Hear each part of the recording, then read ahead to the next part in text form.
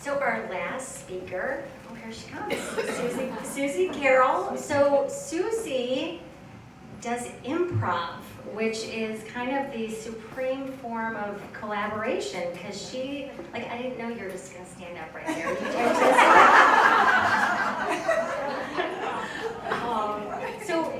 Imagine, like, not knowing what someone's going to say or do and having to react in a funny way. Although now that I'm so funny, I can probably do it. But Susie, you'll quickly tell, is very funny. But also there's just a lot of wisdom in what she's learned through this experience. So she's going to lay that down for us. And so please welcome Susie Carroll.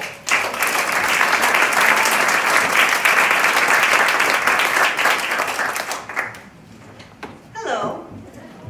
First, I'd like to say I am privileged to have shared this podium with women like Terry, who guides people through one of the most painful, stressful life events you could have to face in divorce. And then we have Sandra and Mary Ellen, who help shepherd our young people through the most crucial point of their development.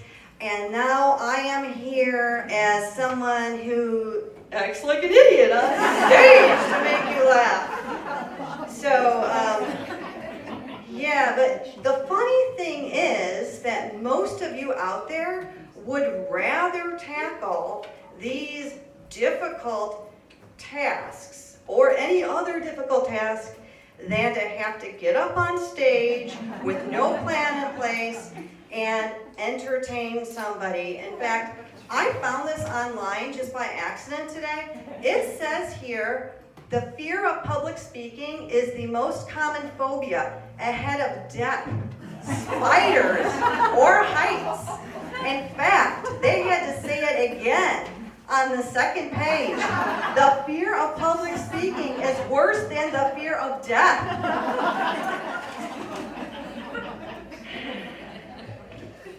So yeah, there's something about getting up in front of people that is almost universally terrifying. And you walk on stage and you're vulnerable and everybody's looking at you, expecting you to do something or say something. And in the case of improv, you are doing this flying completely blind. You have no idea what suggestion will be thrown out at you. Like, I had Grover Cleveland yelled at me. So, I mean, how would you make Grover Cleveland funny? You know, in my case, I was a really, really old lady who had a torrid affair with Grover Cleveland back in the day, and was just first telling her sister about this. But sex with Grover Cleveland is inherently funny. That's a historical fact. So I had that going for me. But you also have no idea what kind of audience you're going to be stuck with. Like, I had some very, very drunk ladies who were very, very convinced of their own cleverness, and they were very funny, and they just kept yelling out dildo and orgasm. Oh, so funny. Never be that woman, okay? None of you should ever be that woman. If you're really desperate for a sex joke, yell out Grover Cleveland, obviously. So when I think of all of these things that could go wrong, or that you don't know what to expect, or all the things you could possibly be afraid of up there, I think, what the hell am I doing this for? Am I insane? I mean, I keep doing this over and over again. And I didn't even start out, when I went to improv classes, I didn't want to go into improv. I wanted to be a stand-up comedian, but I had horrible stage fright. I could write like nobody's business, but I couldn't get up and perform it. So I thought I would do improv, and it would be like a baby step, and then I would go into to stand-up. But the good news is it completely worked. Like when Dale asked if I wanted to do this, I'm like, yeah, sure, I don't care. That's fine, I get up in front of people all the time. So it works. Like, 4 years ago, I would have hid under my bed, but now, it worked. And But the better news is that I found my real passion in improv, which, why did I pick improv over stand-up? And it's the one thing that I haven't mentioned yet is I don't go out there alone. I have a team, or actually 3 teams. Well, see, I have to figure this out. Got it? Who's the That's me. Yes. Oh, you want to go to your next slide? I do want to go to the next So, Ah, okay. is that right? Is that the right slide? Yeah, that's the right side. So, See, even when something goes wrong, everything's okay, people. It's okay. We just improvise. Or your team comes and helps you out. So yeah, I have 3 teams. And what's interesting, and I just thought of this sitting right there, is I have a team called the Dopioids, which is me with the 3 gentlemen, and that's a very male energy. Blood has been drawn during practice, seriously. One of them, I can't even say the one with beard, there's 2 of them with beard. One of them picks the other one up by his ankle and shakes him routinely. And then beneath that is my team Wet Cement, which is a blend of men and women, and male and female energy. And then my newest team is called Moxie. We're so new we don't even have a team picture, but that's us performing. We had a ladies' night where all the teams were ladies. There was nobody named Nate or Mike wearing plaid and having a beard. And that's an all-female team, and it's my newest one. And actually, I created that one, so it's my favorite. Don't tell my other 2. And with this team, that is the one thing that I know is going to be there. And we have a system of trust that is built up. We have a, I don't know, I'm used to projecting anyway, so I think it's fun. I think that's good. We have a system of trust, and it's built on rules. So even though it's a very loosey-goosey art form where anything goes, there are rules set up to help support the collaboration and keep things going, because it was found there's certain things that kind of kill the building and the creation, and like things start falling apart. And these rules that I learned not only work with improv, it's helped me deal with coworkers, my teenage daughters, my spouse, and most poignantly, recently, my parents are in failing health. My mom has dementia, and my 3 siblings and I have had to come together as a team to work collaboratively with that. And all of these rules that I have learned have helped in those areas.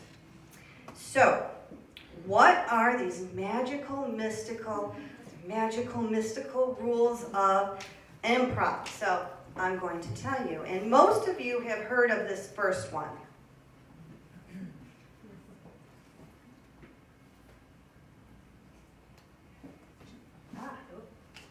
No. Yes, and. So what does it mean, though? What does it mean, and how does it help collaboration? Well, yes means that you accept. You accept what your scene partner just did or said, and the and part means you add on to it, like Legos. So it doesn't have to be verbal either. Like if your scene partner initiates and not verbally, like shaving in a mirror or something, you can start brushing your teeth. Or you could say something like, oh, I can't wait to go to the party tonight. Something that like keeps the action going. That's yes and even if 2 people go on stage with vastly different ideas, because you don't know, you just step out there and you edit the last people, because usually they were doing something that was tanking and you had to save them. So you go out there and and let's say one person goes out and they are clearly a dentist, okay, and the other person comes out clearly a cowboy, and then you look at each other, and yes and means that now you discover what dentistry was like in the wild, wild west, or maybe you discover just what sort of dental problems a cowboy has. But like either way, using yes and, you know that between the two of you, you're going to find something that works. And why do you know this? Because you practiced for hours and hours and hours and made mistake after mistake after mistake, like being a dentist and refusing to acknowledge that your patient just called you a cowpoke, or like looking for a cow in the dental office and ignoring that there's a dentist there, and the scene fizzles and you die of shame and regret. Now, it's all fine and good to say yes and when you're pretending, okay? But how do you yes and when your toddler, I don't know, sticks a piece of, like a fork in the outlet or something? You can't yes and that, right? But what you can yes and is the toddler's curiosity that made him do something like that. And you can give him safe toys to explore with. Or you can, take him places like the Museum of Science and Industry that sparks his curiosity. So you accept your toddler's basic nature, even if you have to redirect it. But if you think about it that way, it's much less frustrating. If you think of in terms of accepting what you can work with, what can I work with?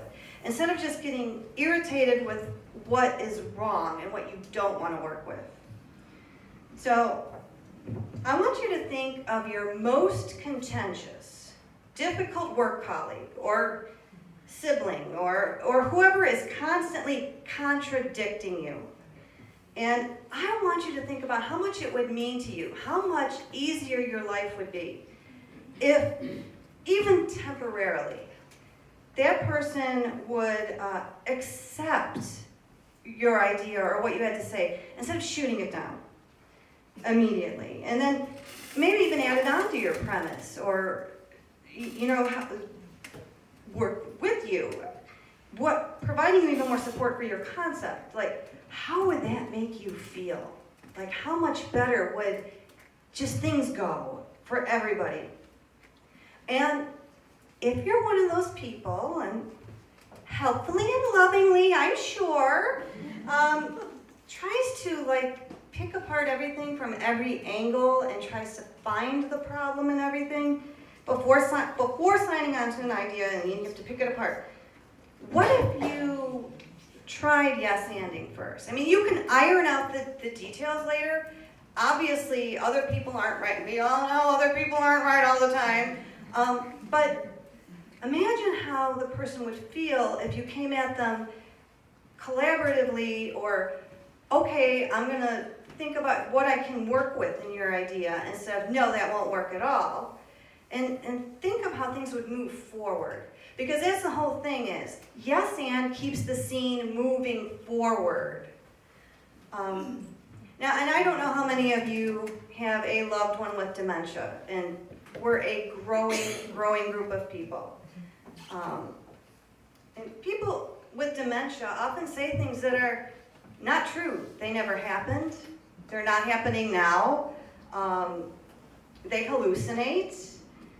But is there a point to contradicting them? I mean, is there a value to that?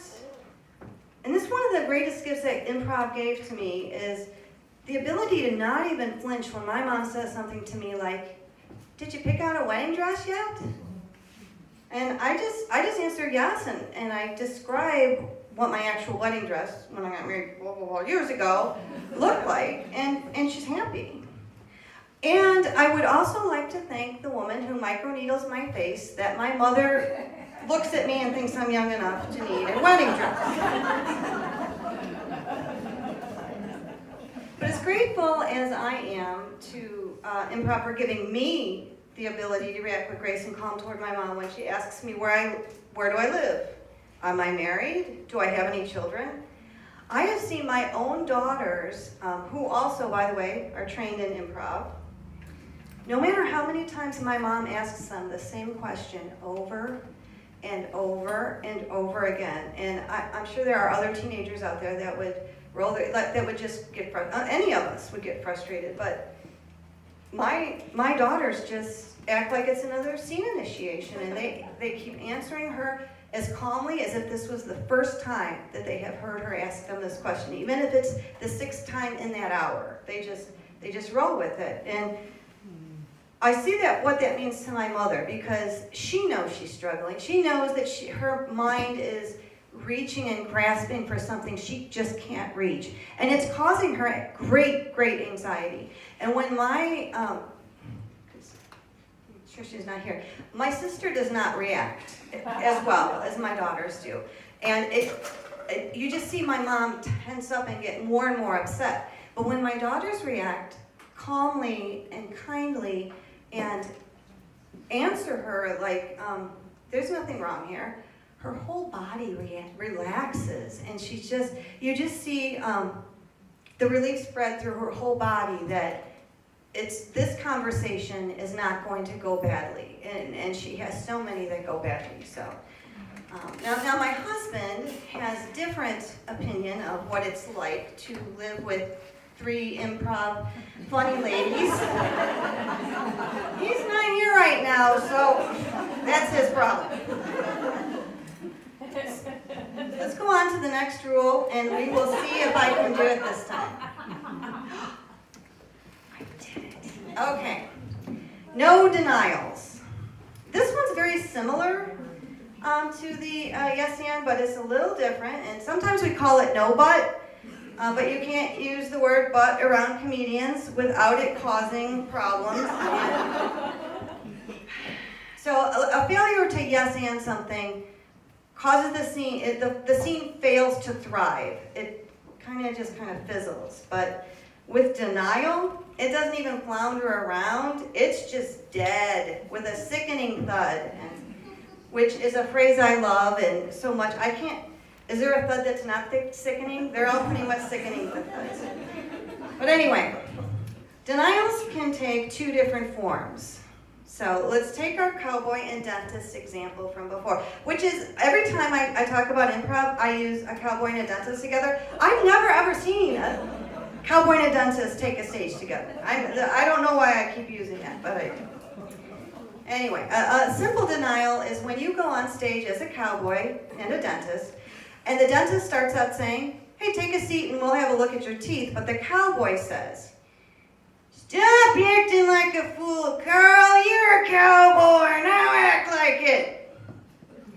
Or the cowboy might start out, Doc, you gotta help me. The sarsaparilla is done rotted out all my dang teeth. But the dentist says, come on, Doc, I know that's really in a cowboy costume. Wah, wah, wah, wah. It's just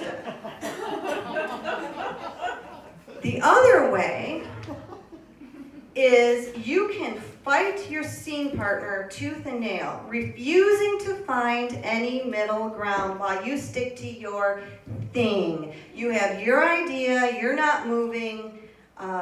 We call a soft denial. You start engaging in a battle of wills about how the scene should go instead of finding that magical collaboration, and it is magical, that you discover it together. But no matter what kind of a denial it is, all the air just goes out of the scene. So how have we done this in our real lives? Does any of this sound familiar? You're not really going to go out wearing that, are you? Oh, come on, you're not even hurt. You don't want to order that. You never want to try new things.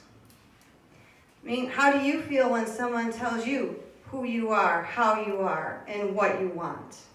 I mean, how does that make you feel? Probably like my friend Stacy, who was told by Myers-Briggs that she had to be a funeral director. And there's nothing soft about a soft denial, because it's saying, I'm not helping you unless you do it my way.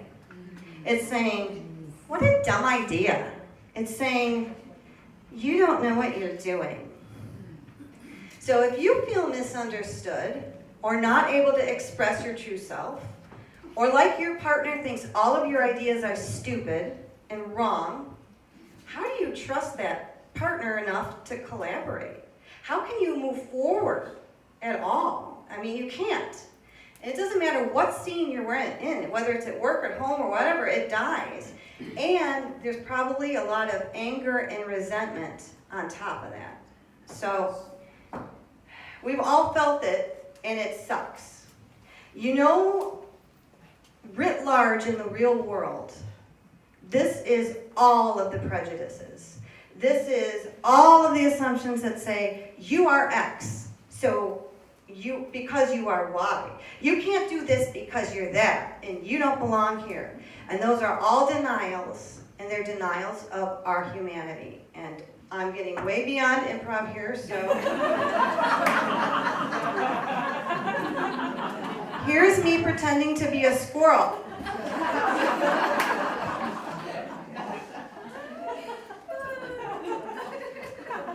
All right, so here's one. Don't ask questions. Of all the rules, this is the most difficult to understand and to master it. Because questions are a normal part of human discourse. We need them. They're important. We are literally told there's no such thing as a... That's right. But while there's times when questions are helpful, like when you're seeking understanding, there are also times when questions are actually demands in disguise.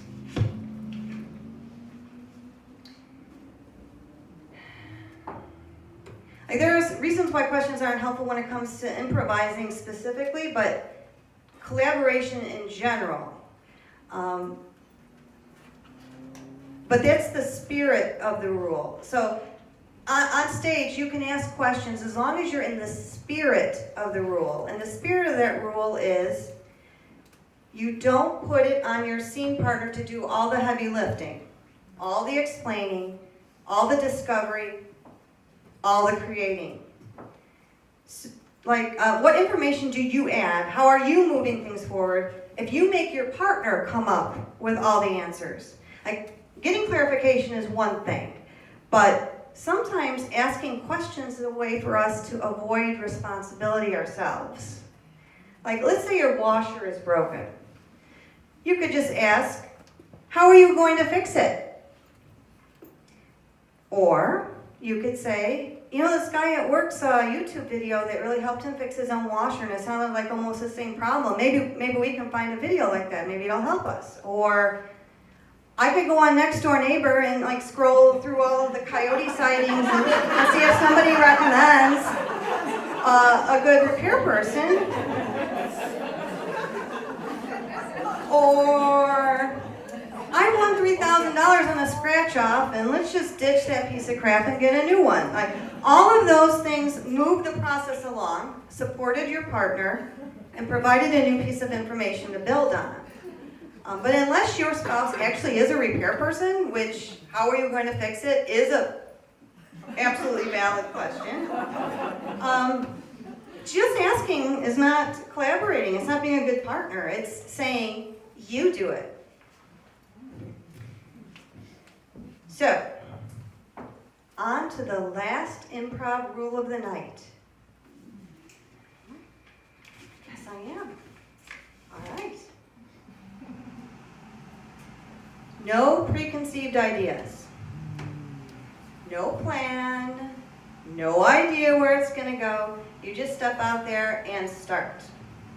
Now, those of us who are writers, hi Janine, this is impossible. It was so hard for me to watch a scene unfolding and not think in my head, ooh, I know where this should go. I know what should happen next.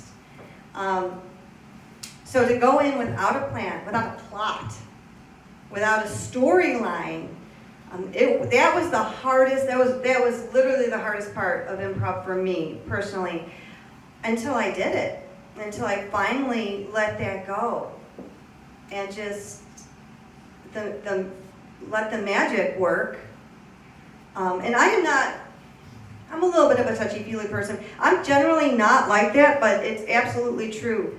It's magical, the collaboration that goes on an improv stage between you and your scene partner. But it couldn't happen until I let my control go. I had to let the control go. So, and don't get me wrong, I still love to write. I'm in a sketch writing group right now, and it's a different kind of collaboration too, but that could be a collaboration story for another time. But the outcome is controllable, and that's huge for us. We all want to be controlled. We want to know the answer. We want to know what's going to happen. But that's what makes improv so deliciously dangerous and wild and scary, just like real life. Just like when you find out you're pregnant and you're going to be a parent and you realize you have no clue what this is going to mean, or you're figuring out, like I am, what you're going to do with yourself when your kids aren't kids anymore. I found out it was improv, but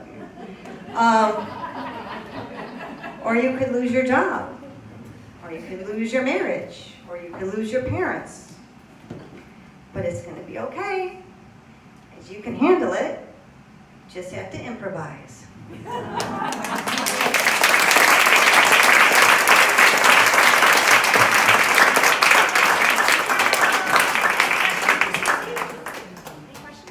Where did you start improv? Or where did you learn improv? There is a place in downtown Wheaton. That's where I started. I branched out a little bit into doing some of the Chicago theaters and things, but that was a great place to start. So, yes, ma'am. Lady in the hat. Thank you. So, along the lines of begin anyway, begin anyhow. Where was your begin anyway between all this is happening and I need to find a bridge to the next thing? Where did you begin? Where was your begin anyway moment? Why did I even start taking improv? Sure, let's go back. Yes, and. Okay. My origin story was I had a very dear friend of mine who had a 50th birthday party, and his wife was throwing him a roast. I wrote a roast that was mwah. But I was too scared to perform it, so I had my husband perform it. And my friend's cousin is a professional comedian out in Las Vegas. He's a magician, actually, named Matt King. He came up to my husband and said, that was professional level stand-up comedy right there. And I thought, I am never going to get credit for my work until I get over this stage fright. And the weird thing is, I was on the stage. I was an actress in high school and everything, but you're playing a character, you're playing somebody else. When you go up to stand up, you're playing yourself, and that's way more terrifying, way more vulnerable. So I thought improv is kind of a mix of the two. Maybe it's a baby step, it's like a stepping stone. But then I just stayed there because I loved it.